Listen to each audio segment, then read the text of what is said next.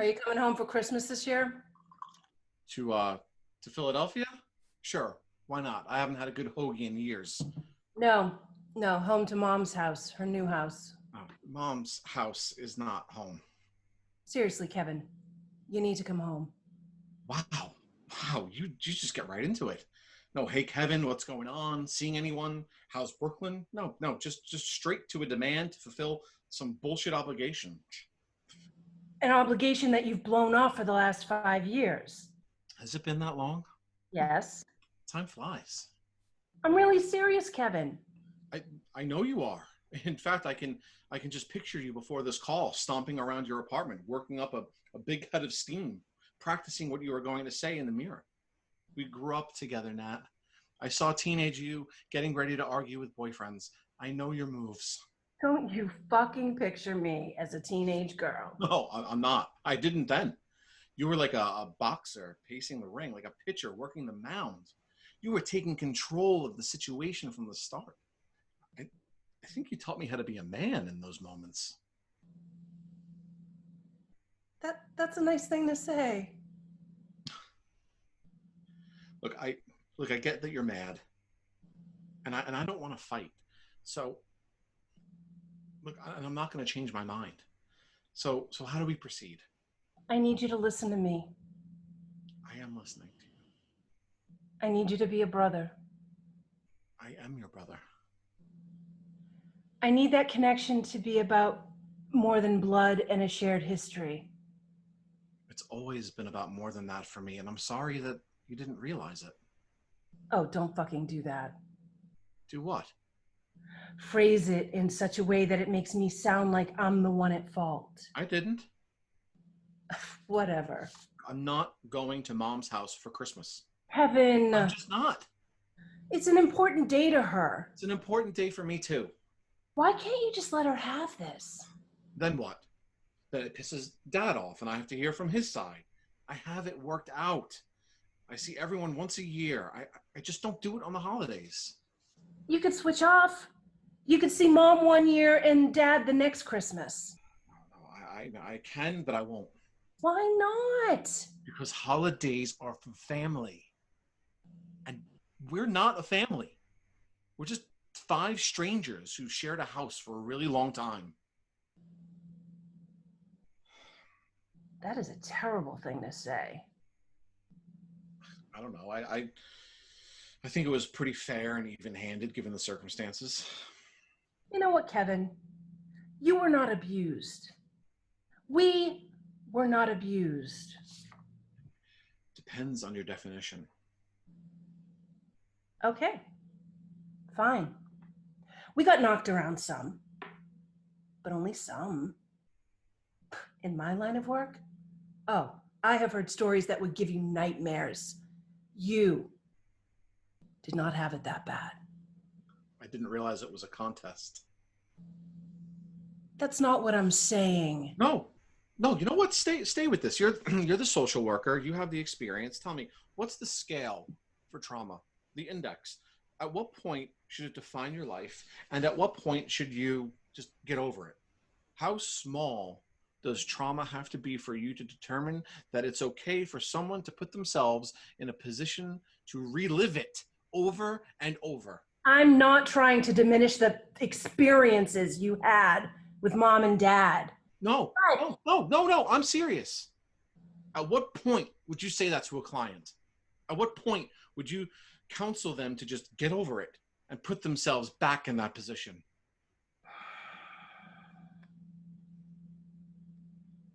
I would do an assessment based on the client's ability to forgive and the family's desire to seek forgiveness. And I would make sure that in such an interaction, there would be no triggering devices or circumstances. And I would make sure that the client had an escape plan if things got too awful. And yet, here you are asking. Kevin, here I am. I am present and I am doing the work and I am trying to hold the entire family together with my bare hands. And I need some help. I need some fucking help and I am asking for your help. No, I'm not going to help. Why not? Because none of the conditions you just described have been met. I have no ability to forgive, and they have no desire to seek forgiveness. In fact, every year they just double down. It's their age. Please, I know plenty of people their age don't behave this way. It's their generation. Again, same answer. We're talking about your parents who grew up a bit differently than the old queens you drink with at Stonewall.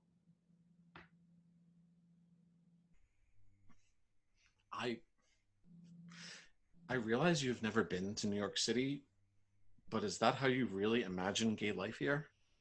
Do you think we all hang out at the Stonewall? Well, yeah. I mean, so no disrespect to the Stonewall. It's the first brick in our history, and I don't mean a brick laid as a foundation. I mean the first brick hurled at violent oppression. But being gay in New York isn't a stereotype. It's a richer experience than that. Then where do you drink? At a local bar near me in Brooklyn with my friends. Sounds nice. It is nice. And I no longer know what to say in this conversation because it feels like we grew up in separate households. We didn't. I don't know. Natalie, I don't feel like I grew up that differently than the old queens at the Stonewall, the ones who grew up in constant fear. Can you say the same? We grew up in the same house. I have the therapy bills to prove it. Okay, so what's the difference then? Why are we fighting about this? What makes you keep returning to them in that house? To the same old rituals, and God, especially Christmas, Nat, how can you possibly want to relive Christmas with either of them? Because I am the oldest sibling. And one of us has to be the adult. And it's me. A consequence of birth. Tough luck, I guess. I always had shitty timing. Here's a thought, though. Yeah? As the older sibling, shouldn't your job be protecting your younger brothers and not your parents? Especially when you should have been protecting them from our parents. I lie awake at night, thinking of all the things I didn't do. And I cry. And I hate myself. And then I make excuses for myself. And then I hate you and Sam for needing someone to protect them in the first place. And then I hate myself again. I don't want you to hate yourself. I did what I could when I could see what was happening. A lot of what was done to us in secret, in locked rooms, in whispers, just a constant, incremental chipping away at our identities, our self-confidence. How do you stand against something like that? How do you protect your siblings from something that is also happening to you? You were the first person I told. You were the first person I came out to. And do you remember what you did? Vividly. You got mad. And you told me to shut up. And you told me not to say anything, not to tell anyone until I was able to get out of the house. So I didn't. I held it inside until I was finally able to get out at 21. But that was 7 years. 7 years of silence. 7 years of shame. You know I love you. I know. And you know I never wanted you to feel ashamed. I know that too. I just knew what would happen if you were honest in that house. I know. And I've run through those nightmare scenarios. All of them. But now that I'm older, I wonder if any of them would have been worse than staying silent. You know, I don't know. All I do know is that I've spent my entire life trying to smooth things over, trying to silently walk through a forest of predators, desperate to not accidentally snap a twig. I tried very, very hard to keep us all invisible. I was a kid too.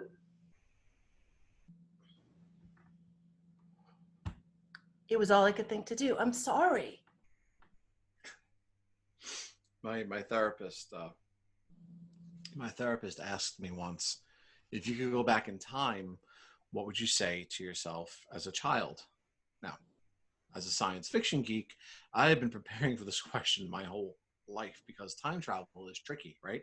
It's tricky as hell. If you don't want to alter things too much or create a paradox. So you're going to say something to your childhood self, you have to say something that will alter the course of their life without actually causing time to collapse in on itself. You need to keep it simple and you need to make it broad.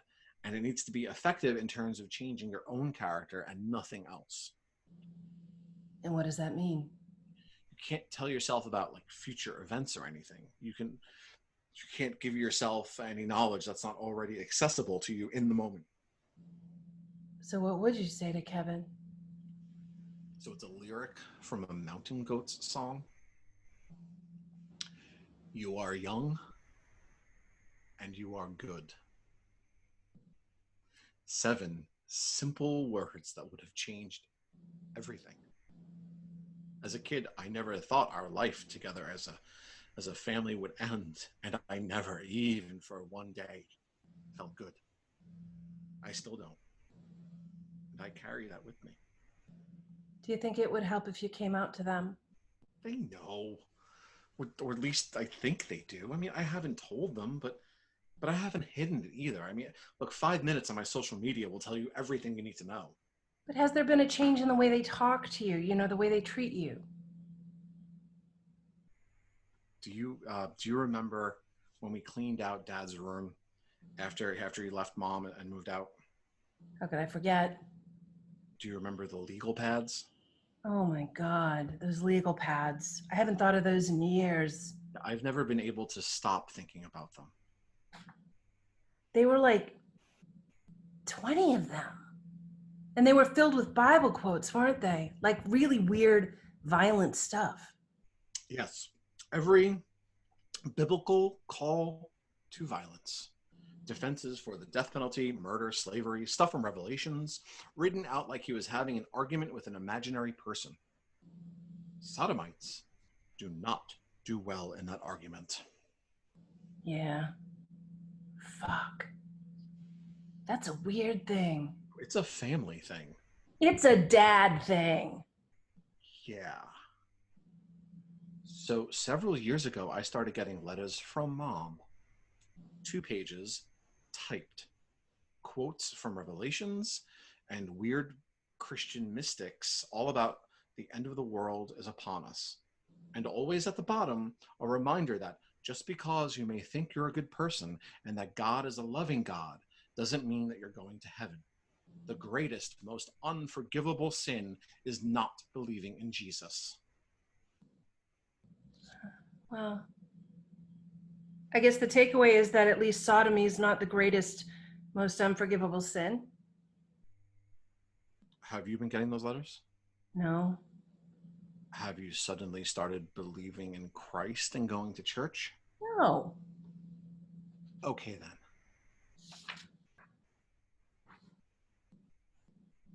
I'm sorry. Imagine being so unlovable to your own mother that she doesn't think that God loves you just the way you are. So, no, Natalie, I will not be coming to Christmas again this year. I show up at their houses once a year so that you don't have to bear the burden and do every chore, but I will not spend the day with them, a day that's supposed to be about family and community. I can't go home for Christmas because it's important to them that I do, and I can't let them have that. I won't.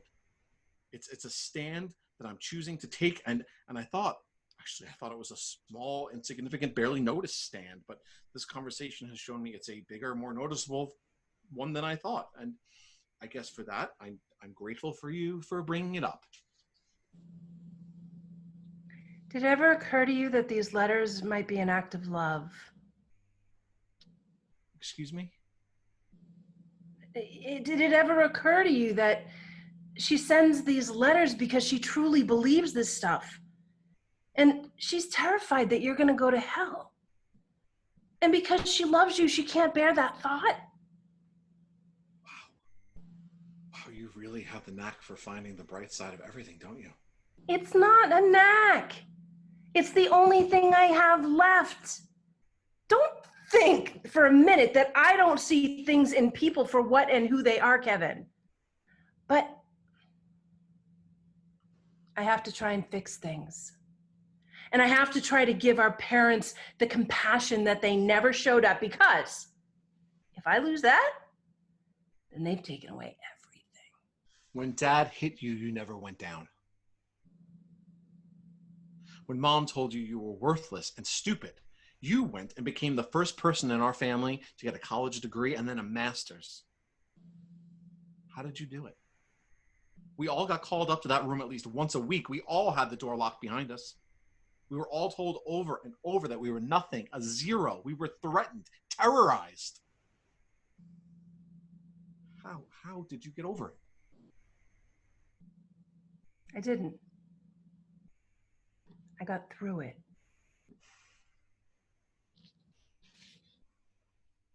You were always the strong one. I wasn't strong, but I could have been, well, I could have been smart. You know, maybe smarter and better than I am. You are smart and talented and good. I always hated the phrase, it's never too late. Because in reality, it's almost always too late. And nothing's ever going to fill that hole. My therapist told me it's not a hole, it's a void. It can't ever be filled. And that trying to fill it just makes it worse, because a void consumes. And if you try to fill it with friendship and success, that it's not going to work. And you become angry at your friends for not being enough to fill it. And you stop trying to be successful because accomplishments are worthless. You got to think of that void, as like a black hole out in space, right? It's out there, it's distant. It's part of you, but it is not you. All right, that makes a lot of sense. No, I hear you about it being an act of misplaced kindness. Oh, maybe that's true. Maybe there are reasons on top of reasons for why they treated us like we were born bad and totally irredeemable. Maybe the letters are a kindness, but a lot of terrible shit gets done by parents who think it's a kindness. I'm sadly well acquainted with that fact. Look, it really boils down to this. When the world finally does end, and if I'm around to see it, I don't want to be cowering with a family who never really thought I was worth anything. And if there's a heaven afterwards, and it's their heaven, I'll take the hell in a heartbeat. Does that include me? Well, we've always been a little bit more than family, haven't we? We're friends. And if the world were to end, I'd want to be in a bar laughing and singing, and in those last moments, finally, truly free of the hell of family and the heaven of friends, no longer worthless and no longer silent.